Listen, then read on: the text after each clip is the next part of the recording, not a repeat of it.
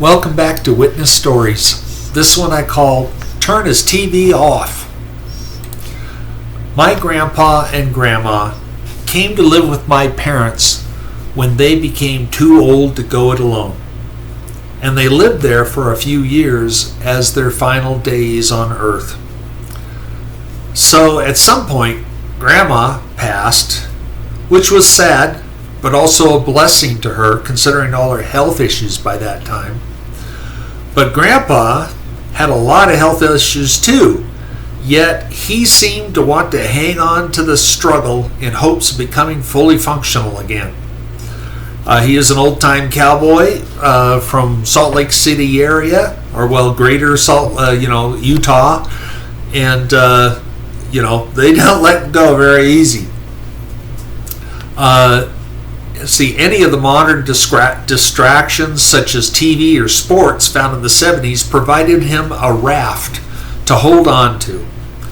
But if the afterlife was any good at all, that was a much better place to be happy than what he had by the time, he did pass.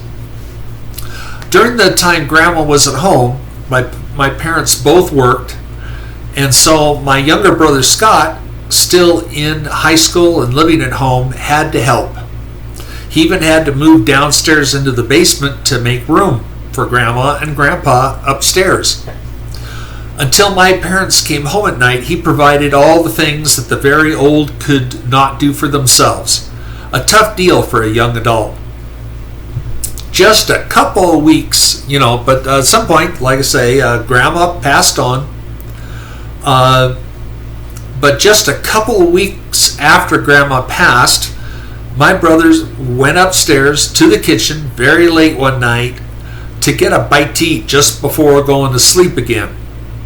Just as he was close to the long hallway toward the room Grandma had been using, he could hear her feet shuffle as she had done for the last couple of years before she passed.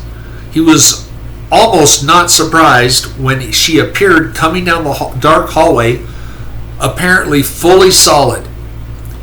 As he was realizing just how impossible this was, she said to him emphatically, "Scott, turn his TV off." And then she quickly faded away. Scott, my brother, did not do that, of course. However, just a couple of weeks later, Grandpa passed on too. So much later, when we considered the event, this had said much towards it being time for my grandpa to go. He was not happy and needed to go apparently, and Grandma was just letting my brother know it. While writing this, on reflection, I think she was paying my brother back for all his hard work with a miracle, showing the evidence for existence after crossing over. And also for him not to worry that this was their proper time. While I might ask for such evidence myself, I know he never did. But it was allowed for him anyway. I think both of my grandparents had lived interesting, full lives, well worth the effort.